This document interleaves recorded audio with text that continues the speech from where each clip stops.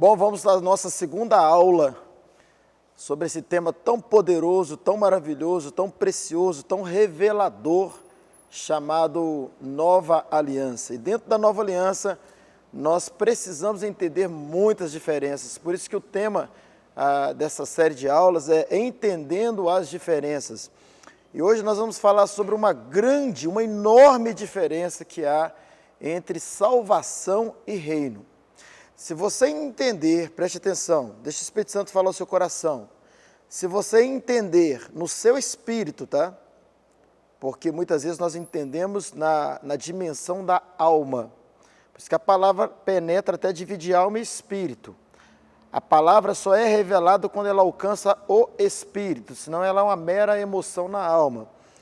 Se você entender no seu espírito que salvação é uma coisa, reino é outra, pronto, vai facilitar toda a sua vida para entender todas as revelações da graça e da lei, todas as revelações de nova e de velha aliança. E eu quero que o Espírito Santo use a minha vida como um canal para ir além da informação ao seu coração, ir no campo do Espírito, no campo íntimo do seu ser, no campo da revelação, para que você receba essa revelação e que nada mais venha te roubar. Deixa eu te dizer uma coisa. Salvação é uma coisa, reino é outra, totalmente diferente. Vamos lá, a salvação Cristo conquistou por mim, reino eu conquisto. A salvação é do céu para a terra, reino é da terra para o céu. E nós vamos agora dar uma mergulhada na Bíblia para separarmos no nosso espírito, em nome de Jesus, por revelação, salvação de reino. Efésios capítulo 2, versículo 8, se você tiver a sua Bíblia, acompanhe comigo, diz assim: pela graça sois salvos, mediante a fé, e isso não vem de vós, é dom de Deus, isto é, não é da terra para o céu, não é meritocracia, mas é graça, é do céu para a terra. Então, pela graça nós somos salvos, mediante a nossa fé, e isso não vem de nós, né? É dom de quem? É dom de Deus. No versículo 9 de Efésios 2 diz assim: não é pelas obras, para que ninguém se glorie. Então é bom que fique muito claro, a salvação, ela não é pelas obras, a salvação é pela graça. Então quando eu creio na obra consumada da cruz, quando eu creio no que Cristo fez por mim, e o recebo como meu Salvador, eu sou salvo. O que é o reino? O reino é uma conquista dos salvos. O reino é quando eu, como salvo, quero reinar com Cristo. Deixa eu dizer algo para você, que fique cravado no seu espírito. Melhor do que o céu é o reino. Muitas pessoas pensam que indo para o céu está bom demais. Tem gente que fala assim ainda, né? Ah, se eu for para o céu, já está bom demais. Não, querido, o céu é o início. Muito melhor do que ir para o céu é você reinar com Cristo. Prova disso que a todo instante você lê os 4 evangelhos e você vê Jesus ensinando sobre o quê? Sobre a salvação? Não, ele não ensinou sobre a salvação. Paulo ensina muito mais sobre a salvação do que o próprio Jesus. O que ele ensinou? Ele ensinou sobre o reino. Por quê? Porque o reino é muito melhor do que a salvação. Ele pregou o evangelho do reino.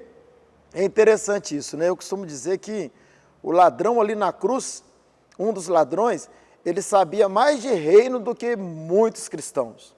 Olha que triste isso. Um ladrão sabia mais de reino do que muitos cristãos. Por que eu provo isso? Ali em Lucas 23, 42, você encontra esse texto. Que a Bíblia diz para você e para mim que Jesus, ali na cruz, ele ouve um dos ladrões dizer assim para ele: lembra-te de mim quando estiveres no teu reino. Ele não disse assim: lembra-te de mim quando estiveres no céu. Ele não disse: me salva, Jesus. Não, ele sabia que melhor do que a salvação era o reino. E por isso ele pediu o melhor. Ele falou assim: lembra-te de mim quando estiveres no teu reino. Agora olha só o que Jesus responde para ele, que muitos não prestam atenção. Jesus diz assim para ele: hoje mesmo estarás comigo onde? No paraíso. Onde era o paraíso? Ambiente de salvação na velha aliança. Jesus ainda estava cumprindo a velha. porque a nova só começa quando ele se entrega à morte, só quando o sangue foi derramado. Então ali ainda cumpria-se a velha aliança, que o homem ia ou para o paraíso, ou o homem ia para o Seol, o Hades, né? Ele ia para um lugar de tormento. Lembra da parábola do rico e de Lázaro? Na velha aliança funcionava assim, o homem já tinha o seu destino. Então o destino de um salvo naquela época era o ambiente de salvação chamado paraíso. E esse ladrão, ele pediu mais, ele falou assim, lembra de mim quando eu estiver no teu reino, porque ele sabia que o reino era melhor. Mas Jesus disse para ele, hoje mesmo estarás comigo no paraíso. Sabe o que Jesus estava dizendo para ele?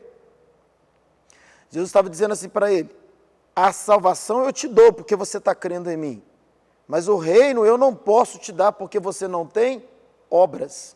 Então entenda, a salvação é pela fé, o reino é pelas obras. E nós vamos provar aqui com outros textos também que a salvação é uma coisa, reino é outra. Nem todas as pessoas que estão nas igrejas que são salvas vão reinar, porque o reino é o maior galardão de um cristão. O reino é o maior galardão de um salvo. Isso precisa ficar muito bem entendido. Por que as pessoas têm dificuldade em entender a nova aliança? Por que as pessoas têm dificuldade em entender a graça? Ah, mas se é de graça, pastor, se está tudo pago, se está tudo consumado, se eu não tenho que fazer mais nada, então está bom demais. Então eu vou ficar na igreja, eu nem vou na igreja, eu sou salvo. Mas onde está a questão? A questão é que a salvação não é o melhor. O melhor é o reino. Então eu sou salvo para boas obras. Eu sou salvo para reinar. Eu sou salvo para estar no melhor lugar da eternidade, que é o reino. E ainda dentro do próprio reino, nós vamos falar sobre as qualificações do reino. Você deve se lembrar, se você conhece um pouco de Bíblia, você deve se lembrar da mãe de Tiago e João. Ela chega para Jesus e fala o quê? Coloca um filho meu à direita e um à esquerda, não foi? Lá bem do teu lado, lá onde você vai reinar mesmo. O Senhor vai reinar, né? Aí o que ele diz? Compete apenas ao Pai, porque ali estava se tratando de uma promoção do salvo, estaria se tratando ali do galardão de João, do galardão de Tiago. E quem realmente vai trazer essas recompensas não somos nós, é o próprio Pai e Jesus que realmente terá essa autoridade agora, ele tem essa autoridade para designar a qualificação de cada crente. Então veja, eu sou salvo para as obras, e quando eu cumpro esse propósito, eu estou alcançando o reino. Bom, por que é importante você saber isso? Porque senão você vai ser um grande questionador de todo o ensino de nova aliança e todo o ensino de graça. Você não vai conseguir receber o evangelho da graça se você não entender que salvação é uma coisa e reino é outra. Eu te explico por quê. Porque há muitos textos bíblicos que nos levam a entender que há um preço a pagar. E aí começa a confusão. Se há um preço a pagar, então não é de graça. Mas acontece que há um preço a pagar para conquistar o reino, não para a salvação. A salvação é pelo crer. Vamos aos textos? Ide por todo mundo e pregai o evangelho a toda criatura. Aquele que crer e for batizado será salvo. Crer. Está em Marcos 16, 15. Correto? Lembra do texto? Quer ver um outro que nós acabamos de falar? Efésios 2, 8. Pela graça sois salvos, mediante a fé. Isso não vem de vós, é dom de Deus.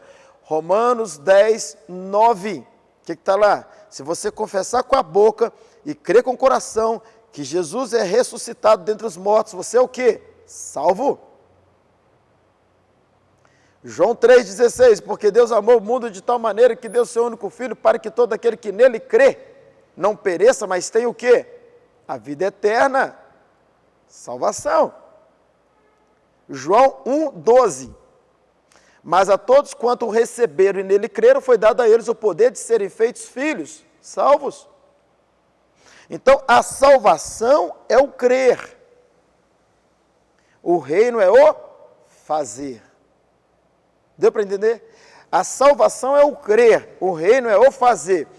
Quando você entende que reino é uma coisa, salvação é outra, você agora, quando está lendo a Bíblia, você consegue ter uma lente, olha para mim, uma lente da nova aliança.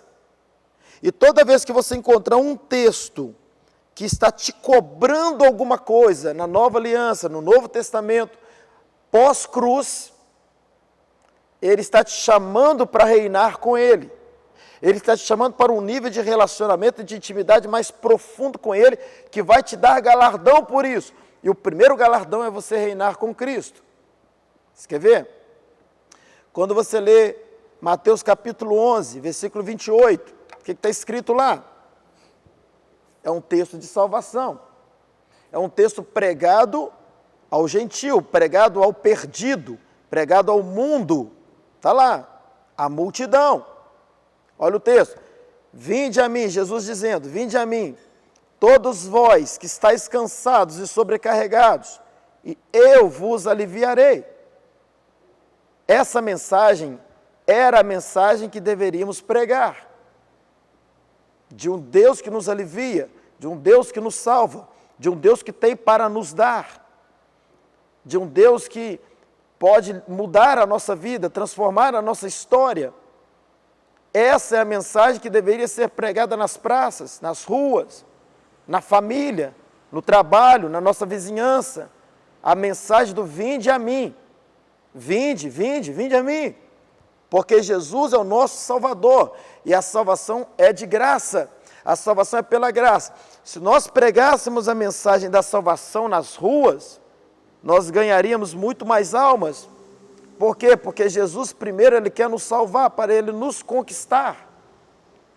E depois que ele nos salva e nos conquista, então ele vem com a mensagem de reino. Mas o que a maioria das pessoas fazem mesmo pregando nas praças? Você tem que mudar de vida, você tem que parar de fumar, você tem que parar de beber, você tem que parar de usar droga, você tem que parar de adulterar, você tem que parar de prostituir. Essa mensagem nunca foi uma mensagem de salvação. Pelo contrário, é exatamente por isso que muitas pessoas fecharam seus corações e o que elas dizem? Eu nunca vou ser um cristão. Na linguagem deles, eu nunca vou ser um crente. Porque eles começam a lista de não pode. Eu não posso fumar, eu não posso beber, eu não posso ir para o forró-bodó, eu não posso ter mais de uma mulher, eu não posso prostituir, eu não posso. E como o ser humano gosta de poder, eles dizem o quê? Eu não quero esse negócio de ser crente. Eu não quero nem que fale comigo sobre isso. Criaram dentro dos seus corações uma barreira. Por quê? Porque foi pregada a mensagem de reino para aqueles que ainda não são salvos. Pense comigo, imagine que você, homem que me assiste, está no seu primeiro dia de namoro, só para a gente entender aqui. E você, no primeiro dia de namoro, você fala com a sua namorada, futura namorada, assim, olha, aqui comigo é assim.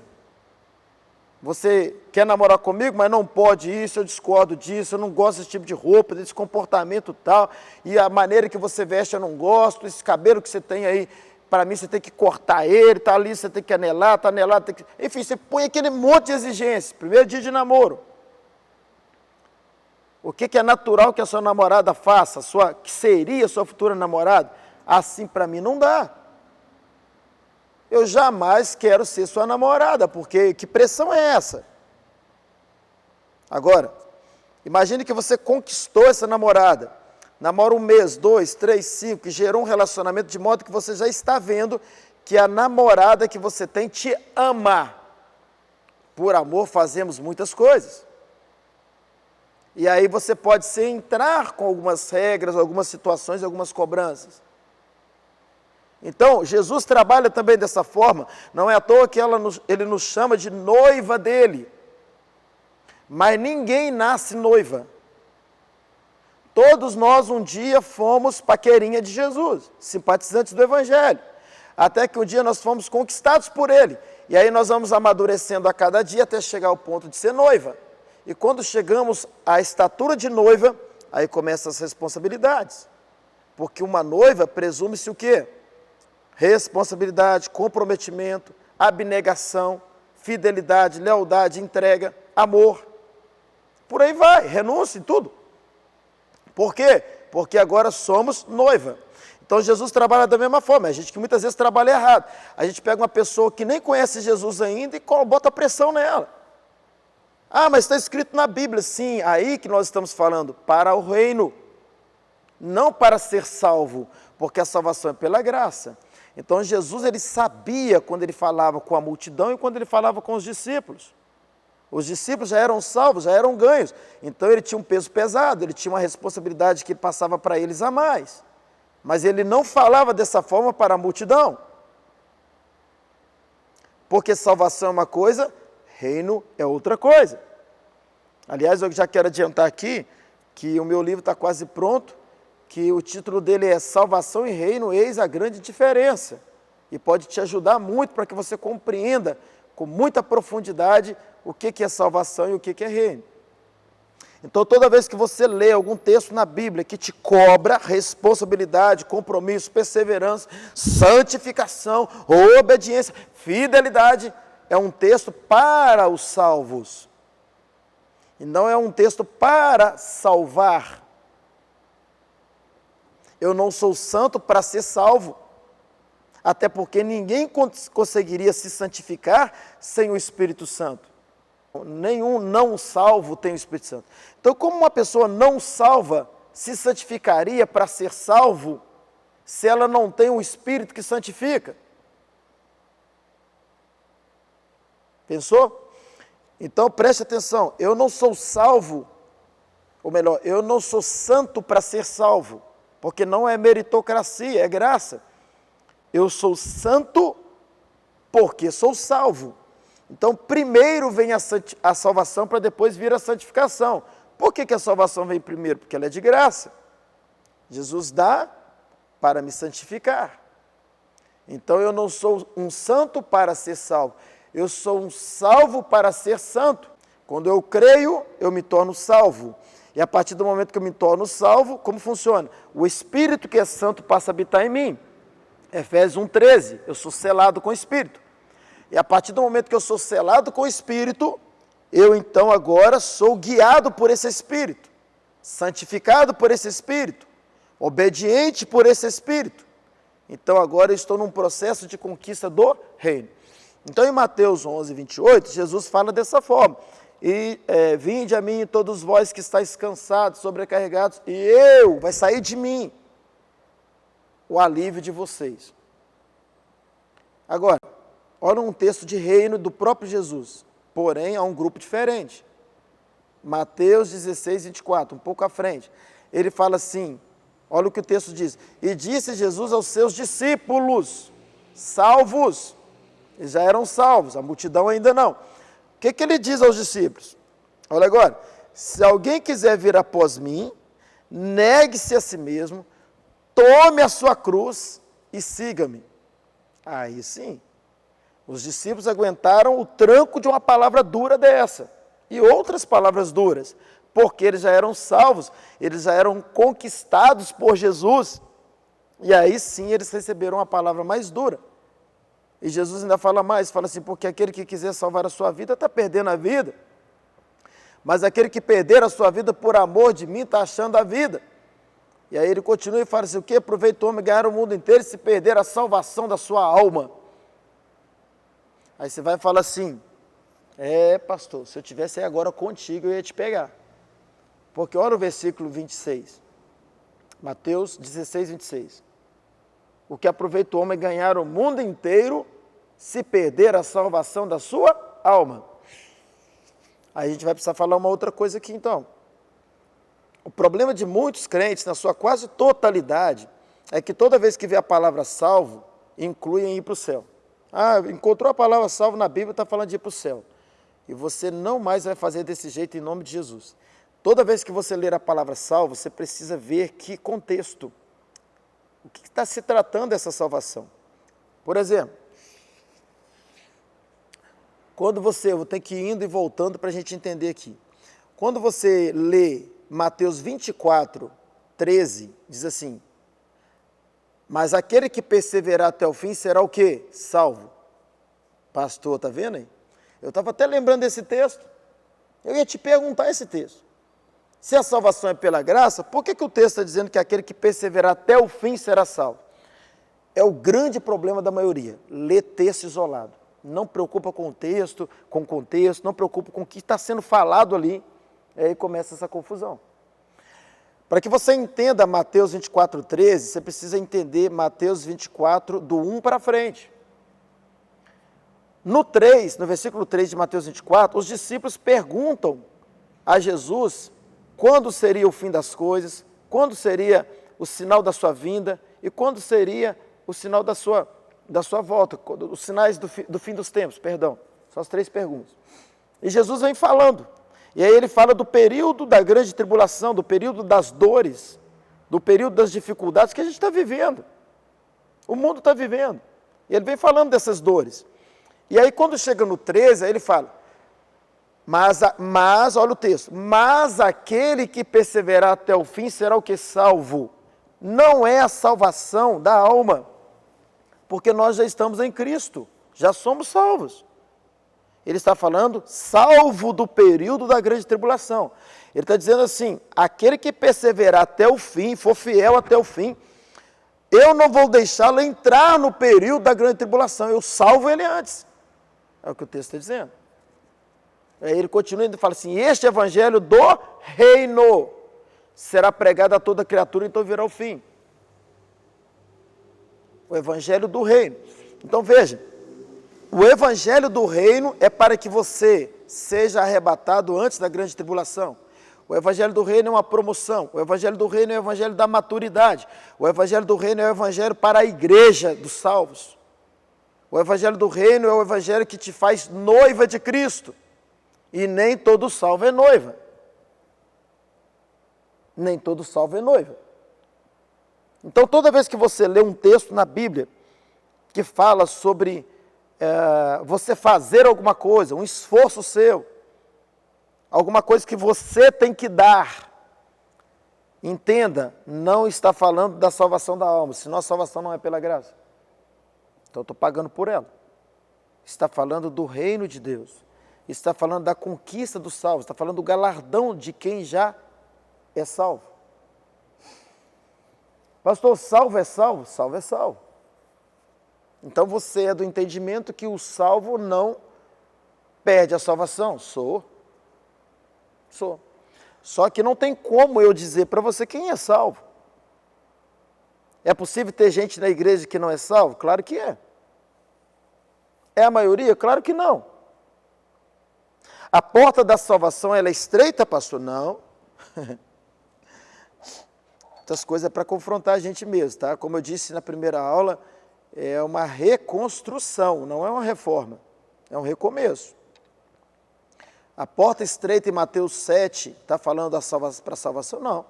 Se Mateus 7 for para a salvação, João 3,16 é controverso.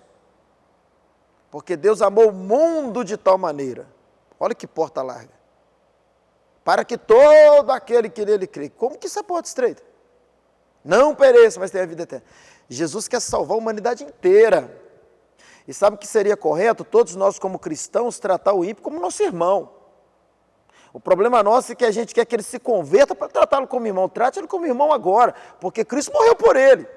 E quando nós o amarmos como irmão, é muito mais fácil de ganhá-lo, para ser de fato o nosso irmão. Então a porta da salvação, ela não é estreita, ela é larga. E Jesus quer que todos sejam salvos. A palavra diz para nós que é desejo dele, Paulo dizendo a Timóteo, na primeira carta, no capítulo 2, que é desejo dele que todos sejam salvos. E como então essa porta é estreita? Como esse caminho é apertado? E eu sei que a maioria ensina assim, não é a porta do céu, meu irmão, é estreita e tal. Não, a porta do céu ela é larga. O caminho é largo. Por quê? Porque Cristo pagou, Ele morreu, está consumado, é só eu crer. E Ele me transforma. Agora, o caminho e a porta do reino é estreita.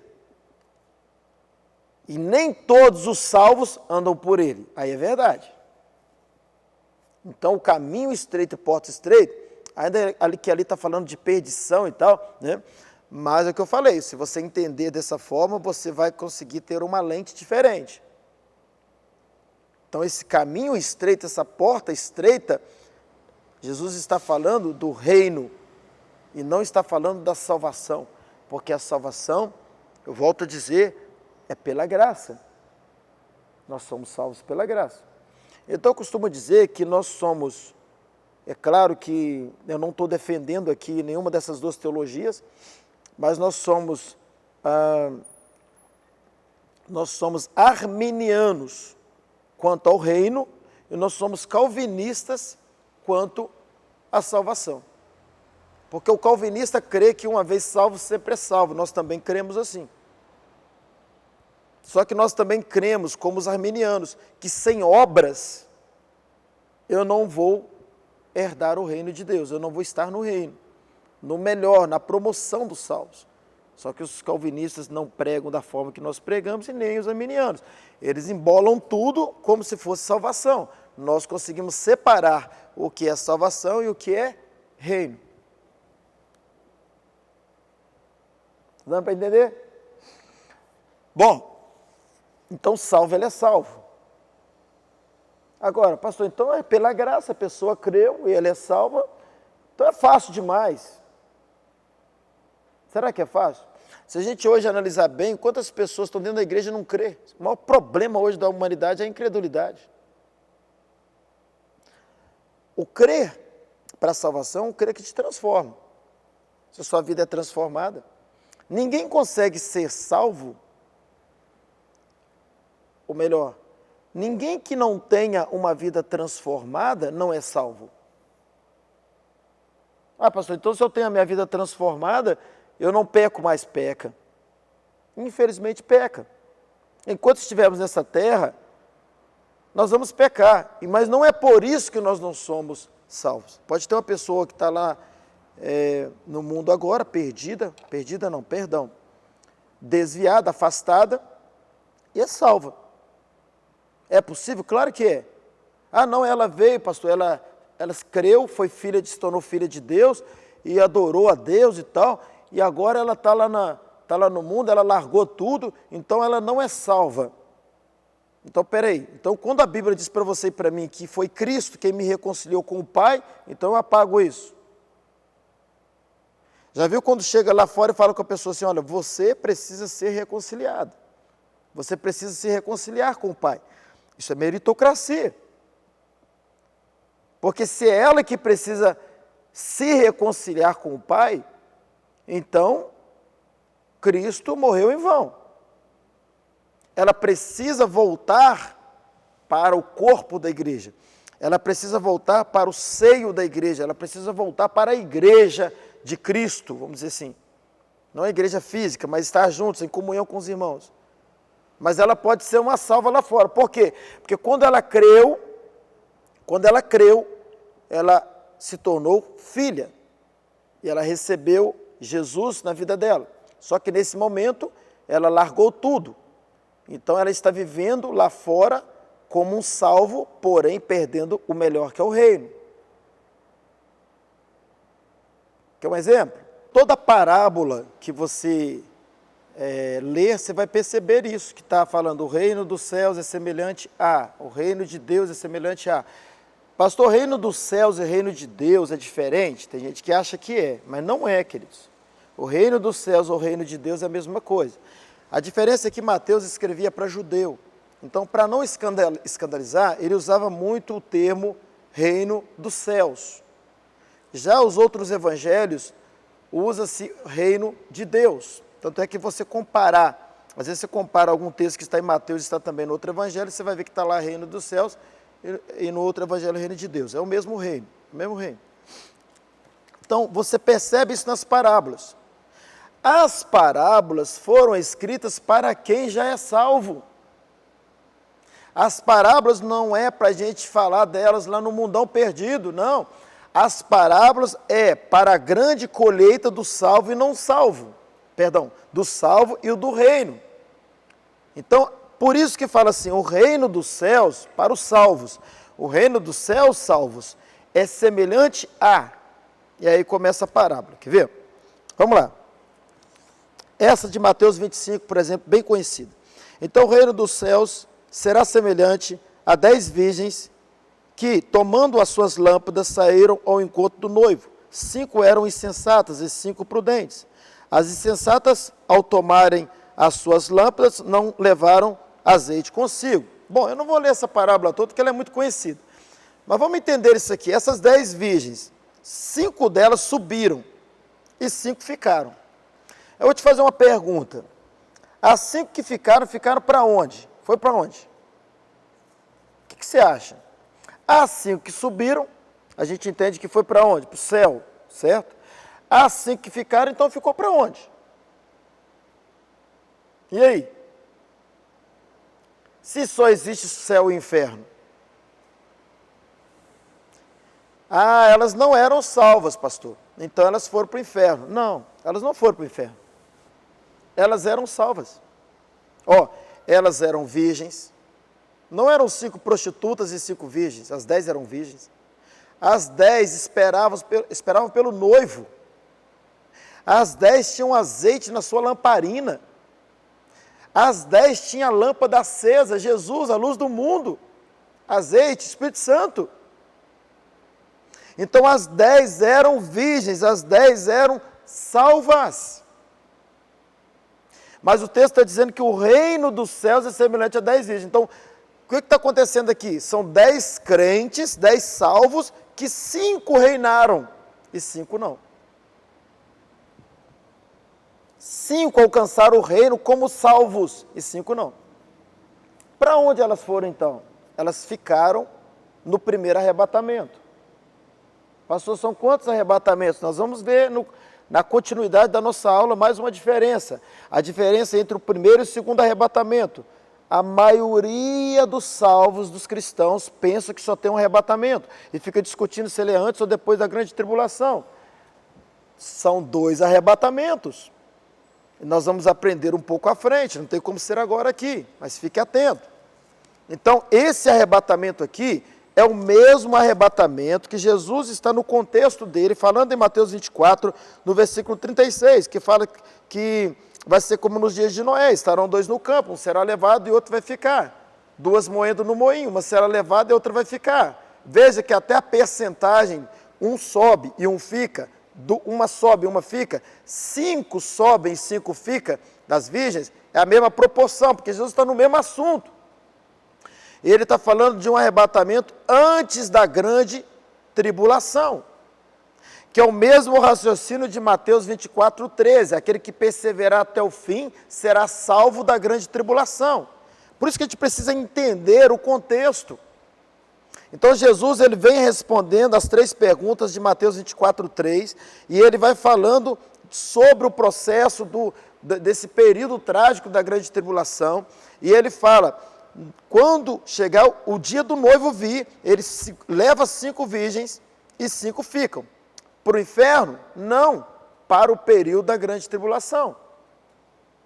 E no final da grande tribulação vem o segundo arrebatamento de 1 Tessalonicenses 4,13 e também de 1 Coríntios 15, dos 50 em diante.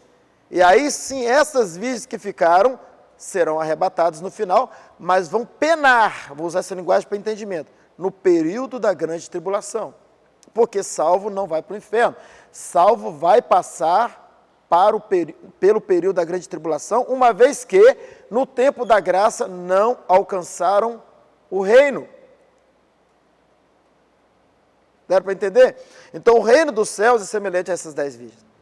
Todo salvo que não alcançar a maturidade no tempo da graça, eles ficam para se tornarem maduros no tempo da grande tribulação. As virgens e prudentes ficam, e as prudentes sobem. Bom, mais uma curiosidadezinha aqui, é que no texto fala assim, olha só, versículo 12, mas ele respondeu: em verdade vos digo que não vos conheço.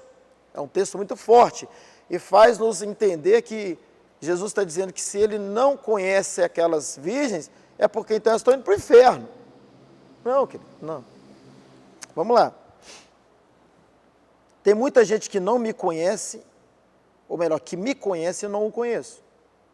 Eu conheço Bolsonaro, ele não me conhece. Eu conheço Neymar, ele não me conhece. É possível você conhecer alguém que não te conhece. Para que você seja salvo, Jesus não precisa te conhecer.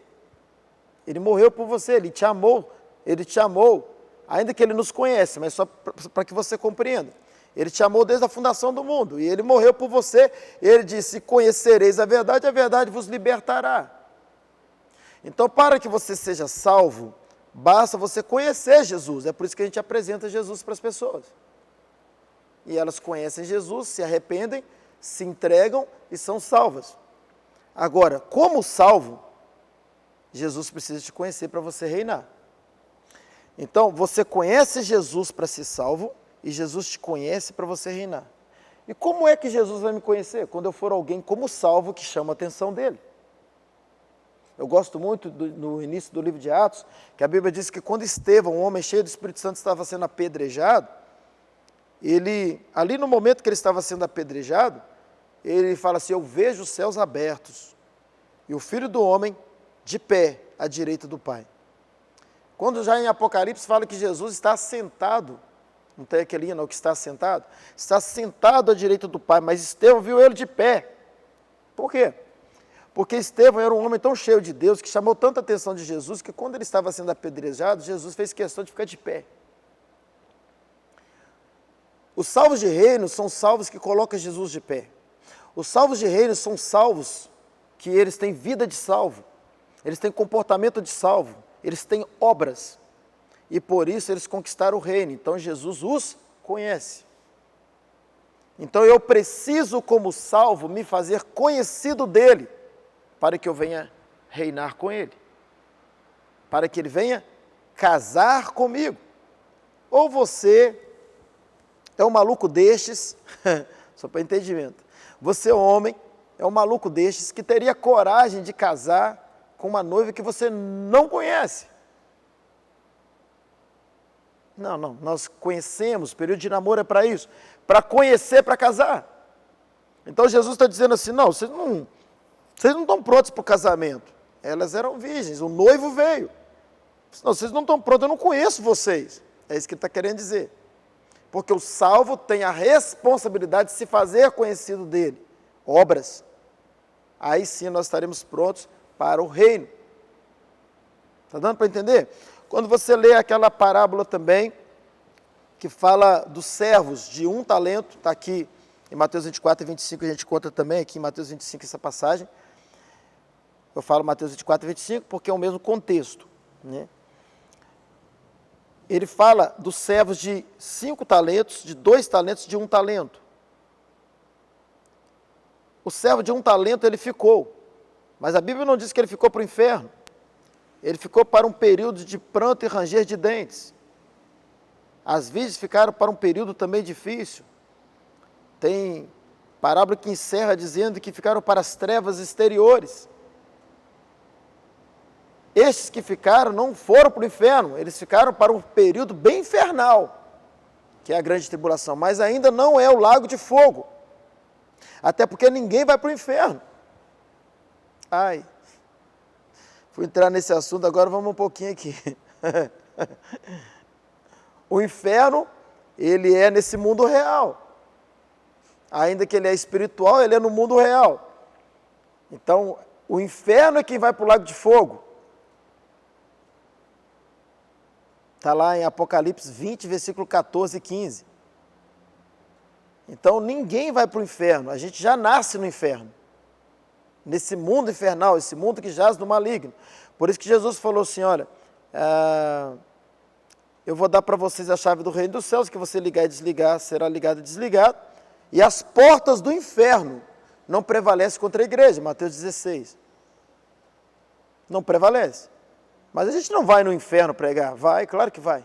Quando você está pregando para um perdido, você está pregando no mundo infernal. Porque Adão, quando peca, condenou a humanidade. Então nós nascemos num estado de condenação, num estado infernal. Por isso que o mundo está do jeito que está. Então quando a igreja avança, até dentro de casa mesmo, na família, no trabalho, na rua, nas praças, e prega o evangelho, a gente está indo contra as portas do inferno. Ah, pastor, Jesus não vai mandar ninguém para o inferno. Não vai mesmo, não. Quem mandou foi Adão. Jesus veio nesse mundo infernal para salvar. Ele não veio para condenar. João 3, 17, 18. Ele não veio para condenar, ele veio para salvar. De onde? Desse mundo infernal. Agora, todos aqueles que não forem salvos por Jesus continuam no mundo infernal. E um dia, esse inferno será lançado no lago de fogo. Volto a dizer, Apocalipse 20, 14 e 15. E esse inferno, quando for lançado no lago de fogo, todos aqueles que continuaram no quadro infernal vão com o próprio inferno para o lago de fogo. Isso é o inferno.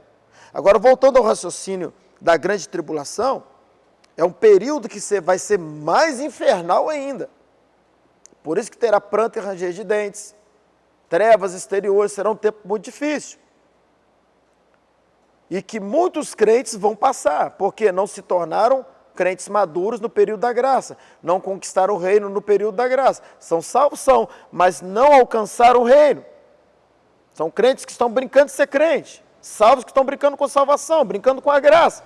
São salvos, porém, não subirão no primeiro arrebatamento. Olha, querido, se você não estiver entendendo o que estamos te passando aqui, se estiver difícil, eu te oriento em nome de Jesus, depois que você encerrar essa aula, você parar tudo, ore ao Espírito Santo, assista de novo com calma, que eu creio que o Espírito Santo vai começar a te fazer entender tudo o que nós estamos falando. Eu gosto de desenhar, de explicar muito bem, mas ainda assim tem muita gente que não consegue entender. E é importante assistir de novo. Você quer ver um outro texto? Mateus 7, versículo 21. O que está falando lá? Mateus 7, 21. Olha só. Está dizendo assim: nem todo aquele que me diz Senhor, Senhor, entrará onde? No reino dos céus. Quem diz Senhor? Os salvos. A gente canta Senhor, a gente ora Senhor, a gente está sempre falando Senhor, Senhor, Senhor. E o texto está dizendo o quê? Nem todo aquele que me diz Senhor, Senhor entrará onde? No reino. Não na salvação, no reino, não no céu, mas no reino, no governo dessa nova terra. Que é o melhor, que é o melhor. Então ele está dizendo, nem todo aquele que me diz Senhor, Senhor. Aí ele fala assim, muitos naquele dia me dirão, Senhor, em teu nome eu expulsei demônios, em teu nome eu operei maravilhas, em teu nome eu profetizei, não está lá? Mateus 7, 21 em diante. Aí o que Jesus vai dizer? Aparta-te de mim, eu não vos conheço. De novo. Tipo assim, vocês me conhecem para ser salvo, mas eu não conheço vocês. Aparta-te de mim, eu não vos conheço. Vós que o quê? Que praticais a iniquidade. Então, infelizmente, tem muitos salvos que não têm um comportamento de reino. A salvação é pela graça, mas o reino é pelas obras. Tem muitos salvos que têm Jesus como Salvador, isto é, ele usufrui do benefício da cruz, do benefício da salvação. Ele tem Jesus como Salvador, mas ele não transicionou a sua vida para ter Jesus como Senhor. Porque uma coisa é você ter Jesus como Salvador, a outra coisa é você ter Jesus como Senhor, que é bem diferente. Bom, eu acho que nós já estamos partindo para o fim aqui, sobre essa separação de salvação e reino. Além dessa aula, você tem à disposição, como eu falei, daqui a alguns dias, o livro Salvação e Reino, eis a grande diferença, que vai te ajudar muito a entender melhor essa grande diferença. Lá eu falo também dos dois arrebatamentos, explico com mais profundidade acerca dos dois arrebatamentos, que um arrebatamento é arrebatamento para aqueles que no tempo da graça conquistaram a salvação, são salvos e conquistaram ainda o reino. E eles sobem no primeiro arrebatamento como noiva, como igreja, como salvos maduros. Os demais ficam para o período da grande tribulação e eles só sobem no final da grande tribulação. Ok? A próxima aula a gente vai vir com um conteúdo bem bacana, bem legal, que vai fortalecer esse conteúdo aqui. Nós vamos falar sobre o filho varão, não perca essa aula, porque essa aula vai te ajudar um pouco mais ainda a entender o que estamos falando aqui sobre salvação e reino. Até lá!